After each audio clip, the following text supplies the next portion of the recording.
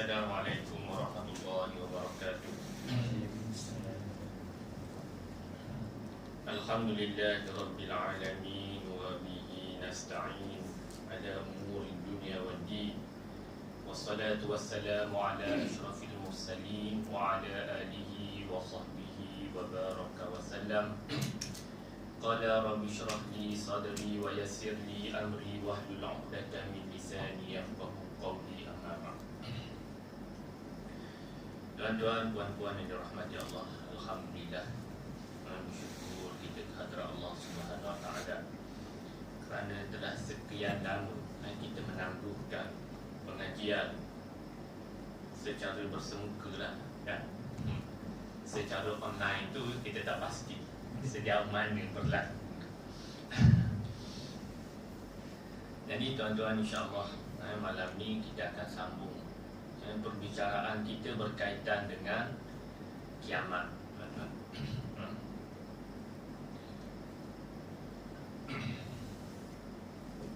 Kerana tuan-tuan, peringkat awal saya memilih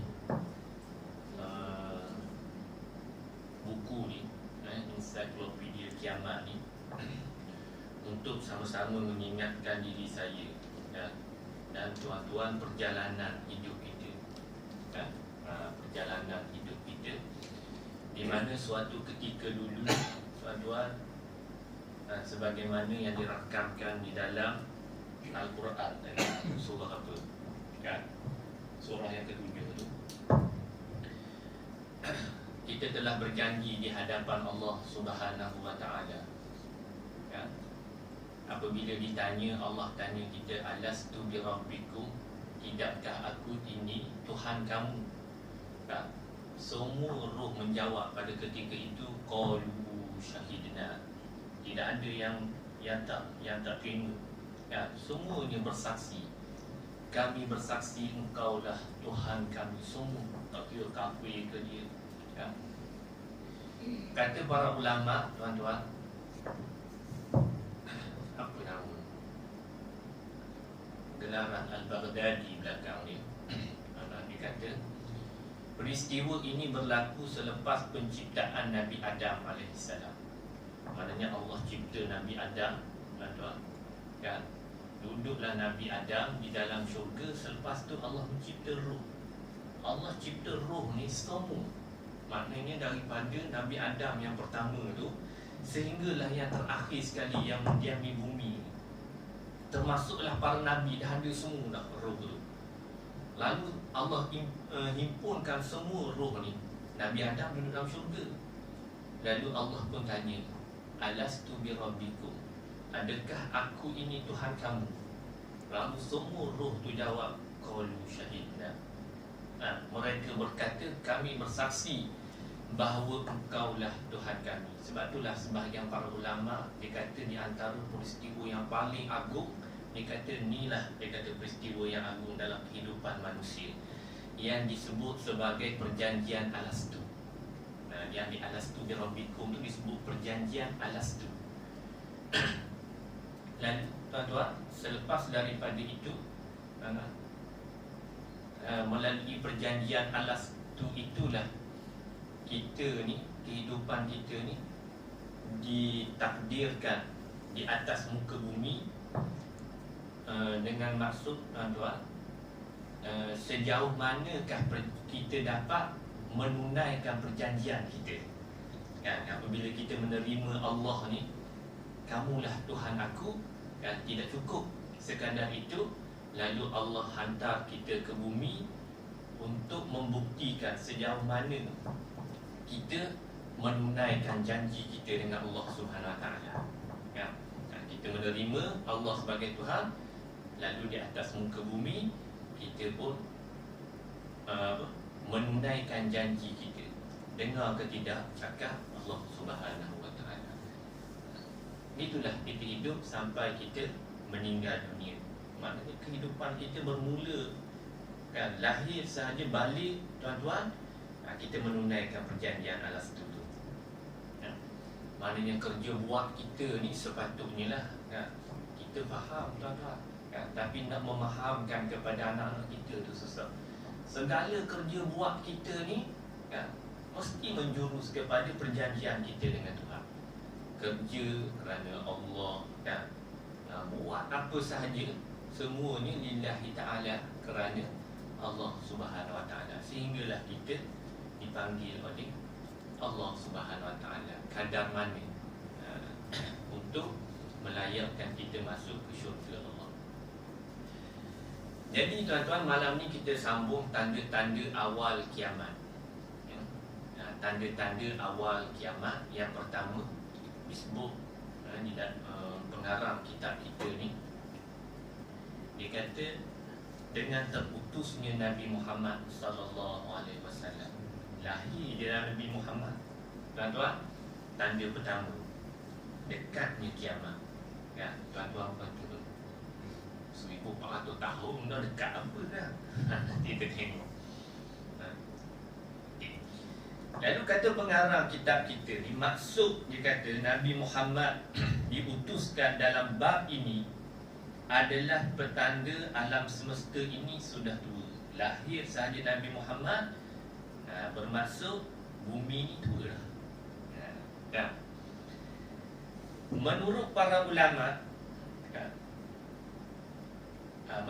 para ulama, dengan kelahiran Nabi Muhammad itu adalah antara satu petanda kedatangan kiamat. Penting diketahui bahawa pada dasarnya semua utusan Allah itu diutus kepada para umatnya dengan disertai mandat yang suci, khususnya bagi mengajak mereka beriman pada Allah. Semualah para Nabi dan Rasul, apabila Allah pilih Nabi, Allah utus Rasul, satu dia tauhid yang pertama, kan? Nak mengenal Allah Subhanahu Wa Ta'ala. Walaupun pada satu ketika dulu kita dah bersaksi dah, saya sebut tadi kan, kita bersaksi dah, Engkaulah Tuhan aku, tapi lupa. Ya. Cerita dekat pelajar, tuan-tuan, saya tak ingat apa dia tu Ustaz. Kan? Saya tak ingat. Tak ingat macam mana. Masa kamu umur 3 tahun dulu, ingat tak? Kan? Ya, tu kehidupan di bumi. Kan? Ni kehidupan di alam roh.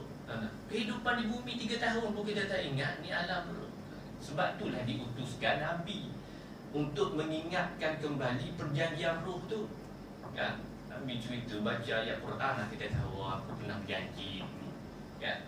Tapi masuk syurga tunjuk balik.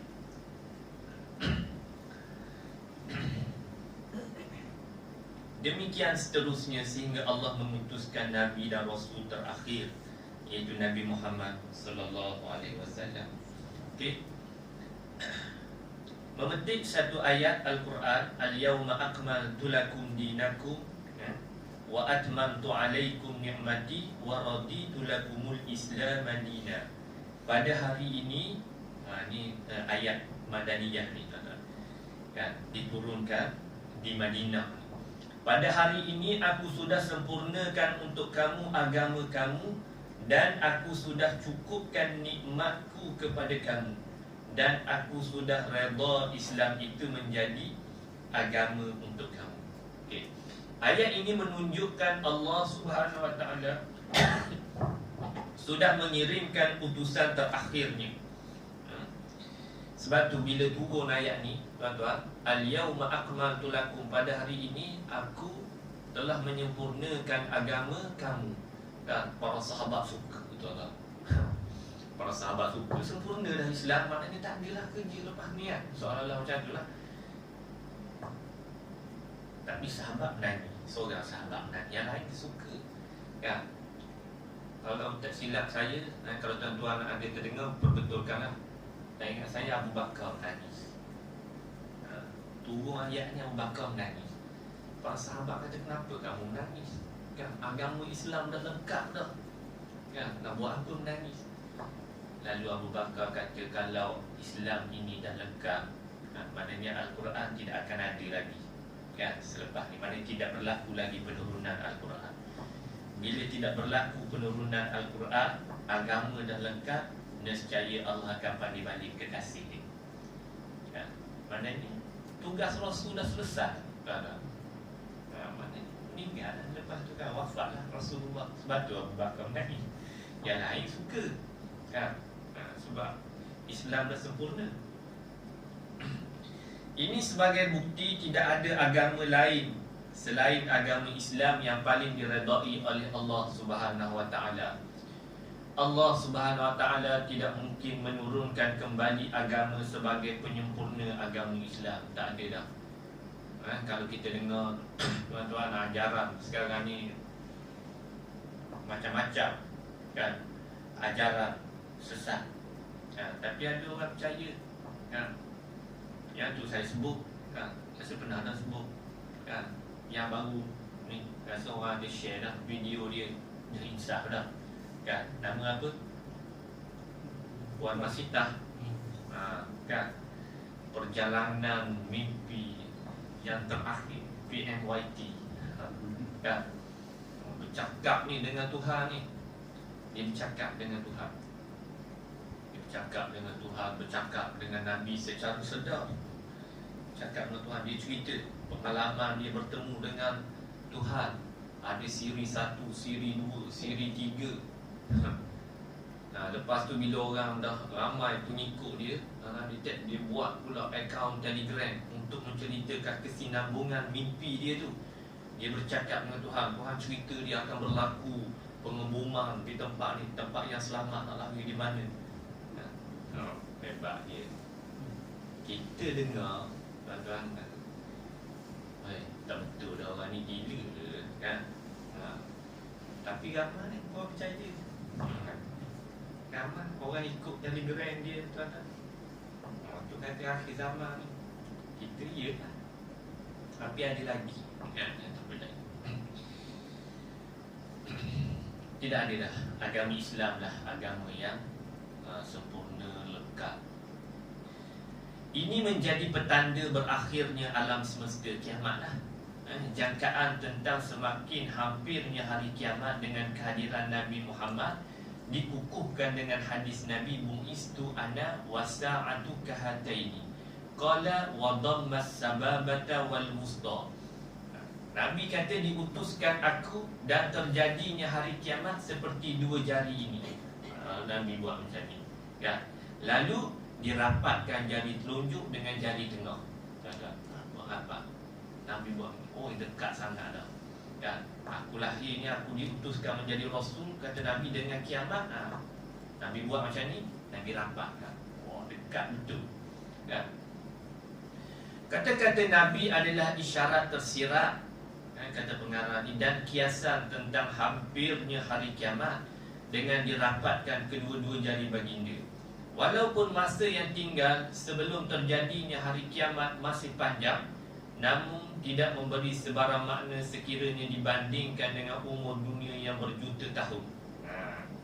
Jadi tuan-tuan, saya sebut tadi ya, Nabi kata dekat, tapi peristiwa Nabi buat macam ni ya, dengan kita sekarang ni 1400 tahun lebih lah ya, kata dekat. Ada para ulama tuan-tuan buat andaian, dia buat kajian. Ulama buat kajian. Dia kata kiamat berlaku 1500 Hijrah. Gentar juga kita kan. Walau bagaimanapun disanggahlah, sebahagian ulama yang lain kata itu hanyalah perkiraan dia, pandangan dia kan. Tidak salah mengikut kajian dia. Dia kata hari kiamat berlaku 1500 Hijrah. Tapi ramailah para ulama tahu 1500 tak guna juga kan. Kalau duduk tak buat amalan apa, tak buat amal soleh.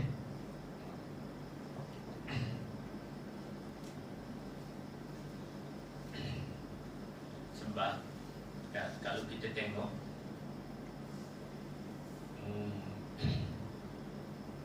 ada beberapa lagi kan, 5 ataupun 6 tak ingat lagi, 5 ataupun 6 lagi tanda-tanda kecil kiamat belum berlaku kan.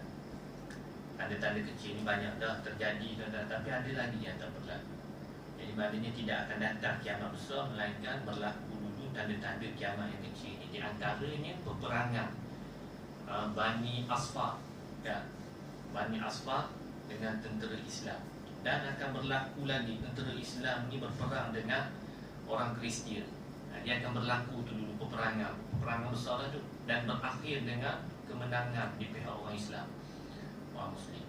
Petanda kecil lagi, maksud belum berlaku lagi, kan? Walaupun kita sekarang ni memang ke arah tu lah, kan? Ke arah tu. Ada 3-4 kan, begitu tak ingat.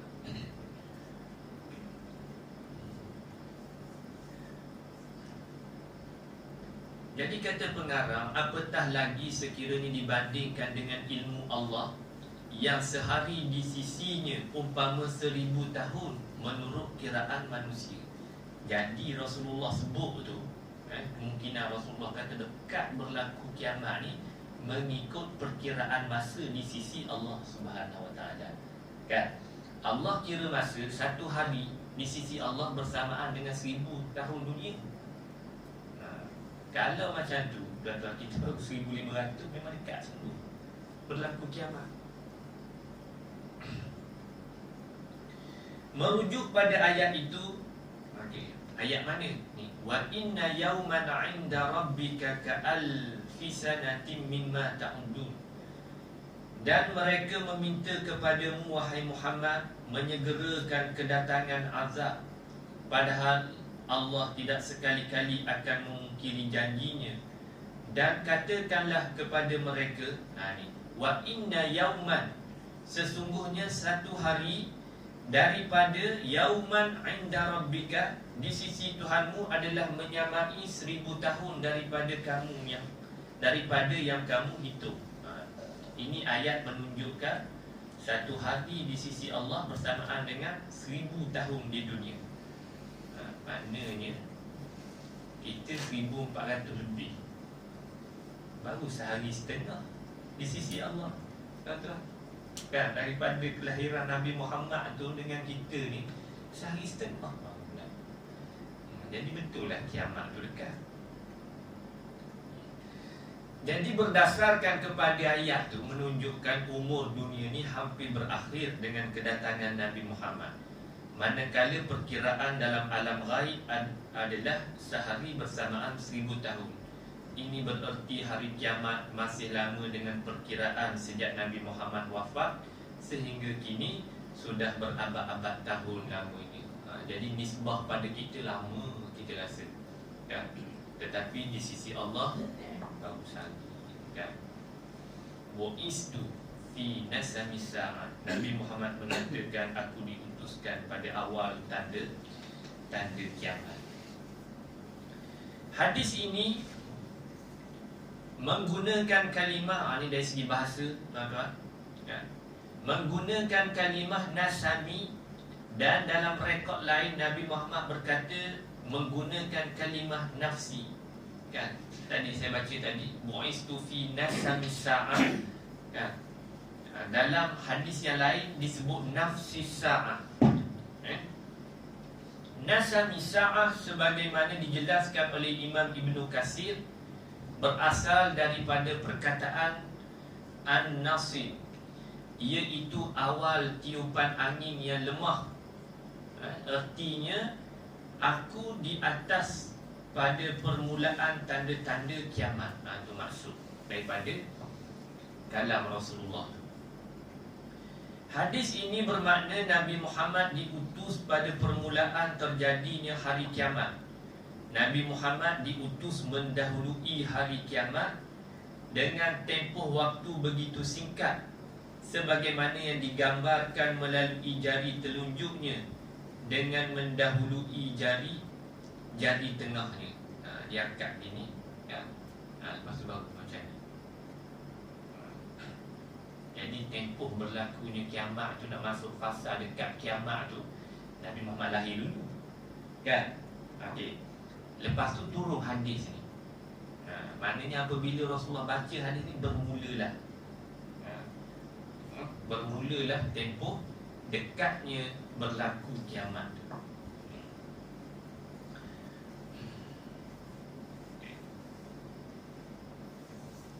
Petanda yang kedua. Petanda yang kedua, bulan terbelah. Menurut para ulama, Peristiwa bulan terbelah pada zaman Nabi Muhammad disebut sebagai tanda kedatangan hari kiamat. Peristiwa ini adalah mukjizat yang Allah berikan kepada Nabi Muhammad supaya meyakinkan manusia ketika itu tentang kerasulannya bagi menyampaikan pesanan Allah Subhanahu Wa Taala. Imam Ibn Katsir menjelaskan tentang hadis bulan terbelah sebagai sebahagian daripada mukjizat Allah dan juga tanda-tanda kedatangan hari kiamat. An Anas radhiyallahu anhu anna ahlal Makkah sa'alu Rasulullah sallallahu alaihi wasallam an yuriyahum ayatan fa'arahum insyiqaqal qamar marratan. Pertama, Anas mengatakan pada saat penduduk kota Mekah bertanya kepada Rasulullah untuk diperlihatkan kepada mereka bukti atau tanda kerasulan Muhammad, Rasulullah menunjukkan kepada mereka bulan terbelah hingga 2 kali. Kan di zaman Rasulullah, tuan-tuan, Rasulullah belah bulan. Orang musyrikin, dia kata, kalau nak aku beriman ya Rasulullah, tunjuk aku satu mukjizat bahawa kamu ni betul-betul Rasul. Rasulullah pun terbelah bulan. Rasulullah tunjuk ni terbelah bulan. Jadi masa terbelah tu dia ada gunung, tuan-tuan. Dia ada gunung Abu Qubais ke nama. Gunung Abu Qubais. Jadi bila terbelah tu bukan terbelah gitu je. Terbelah ni turun. Turun nak supaya orang musyrikin ni jelas nampak. Kalau terbelah dekat, kemungkinan dia kata tak lagi pembiasan, ada apa yang menghalang. Yang Allah tunjuk, tuan-tuan, dah terbelah turun pula. Satu duduk di sebalik Gunung Qubais, satu lagi duduk di sebalik Suaidah, kan? Gunung duduk gitu. Maknanya jelas benda ni, kan? Dan terbelah ni pula, tuan-tuan, bukan penduduk Mekah je nampak. Penduduk di Madinah nampak dia terbelah. Maknanya dia bukan sihir, bukan sihir.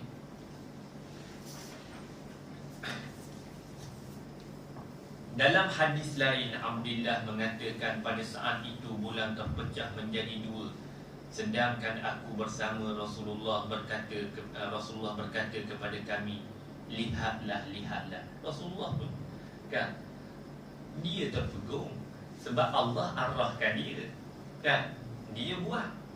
Bila nampak terbelah tu, kan, memang, kan, bertambah keyakinan tu, kan.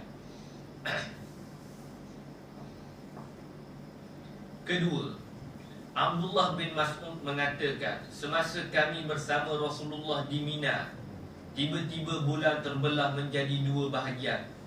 Belahan pertama berada di sebalik bukit, Bukit Qubais tadi, sedangkan satu lagi di bawah bukit Suaidah. Lalu Rasulullah mengatakan kepada kami, saksikanlah. Tengok kebesaran Allah Subhanahu Wa Taala.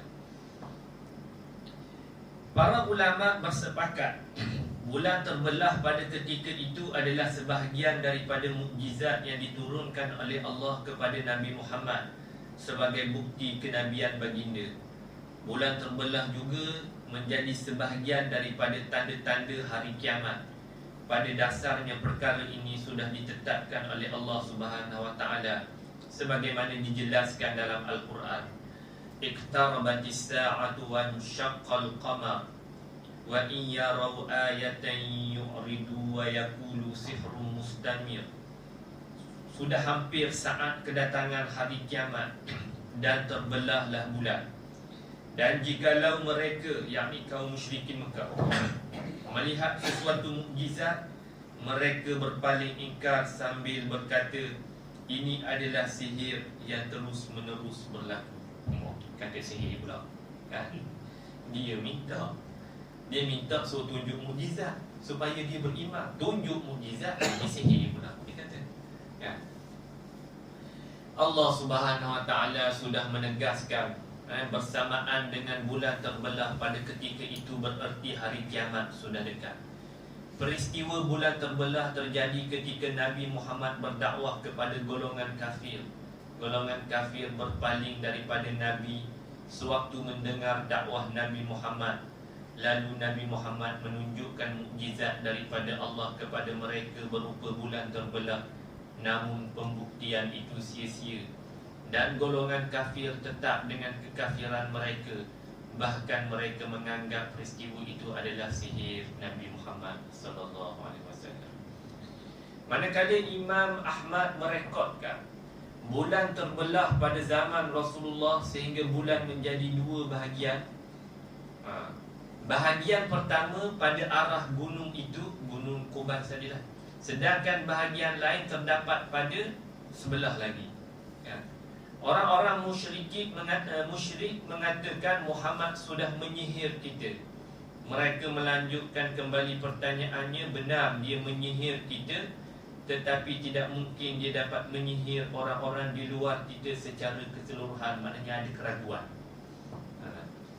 Dia kata, ya, kalau Muhammad ni guna sihir, dia dapat sihir kita. Tapi macam mana dengan orang yang duduk di negeri sebelah, kan, di kampung sebelah yang jauh daripada kita? Apabila ditanya, semuanya nampak. Yang dapat menyaksikan bulan pada ketika itu memang nampak bulan itu terbelah. Jadi yang ni bukan sihir, tapi dia tetap dengan keegoan dia. Begitu juga tuan-tuan, yang kajian kan NASA tu kan, apabila dia teropong bulan tu kan, dia pergi buat kajian, memang ada kesan garisan pada bulan bila dia naik kan, naik ke bulan tu kan, naik ke bulan. Ada orang kata nipu je, mana boleh sampai ke bulan, tempat lain dia sampai tu. Tapi bila guna mikroskop ni tuan-tuan, apabila teropong pada bulan tu memang ada garisan kan. Tetapi apabila jumpa tanda tu, NASA tuan-tuan, dia sembunyi kan, dia sembunyi fakta tu. Mana ada, melainkan daripada mulut-mulut kan angkasawan yang dapat hidayah daripada Allah Subhanahu Wa Taala balik cerita. Kami percaya Al-Quran mengatakan bahawa bulan ni terbelah betul. Memang ada satu garisan jelas pada bulan, yang pada hemat kami kajian menunjukkan memang bulan ni pernah dibelah. Tapi NASA tutup fakta tu.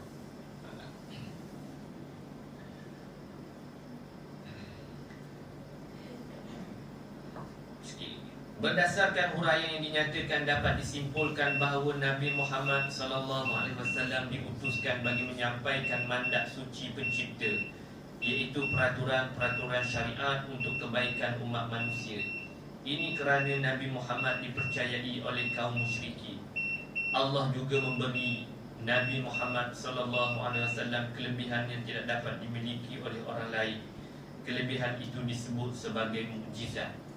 Antara mukjizat itu adalah bulan terbelah, untuk mengukuhkan keimanan kepada orang musyrikin.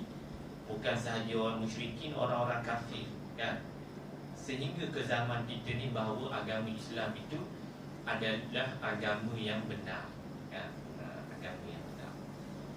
Wallahu subhanahu wa ta'ala akan tangguh. Qul qawli hadza wa astaghfirullahal azim li wa lakum. Assalamualaikum warahmatullahi wabarakatuh.